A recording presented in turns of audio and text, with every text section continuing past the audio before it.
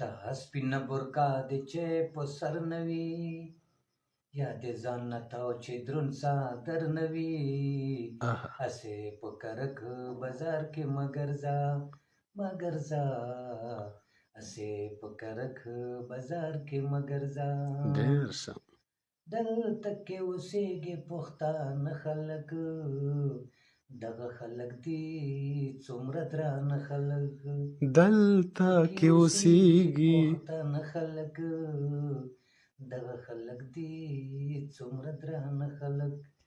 یاد در سره چې خپل شوهر نوي آه یاد در سره چې زوی دې ستر نوي ډېر ښه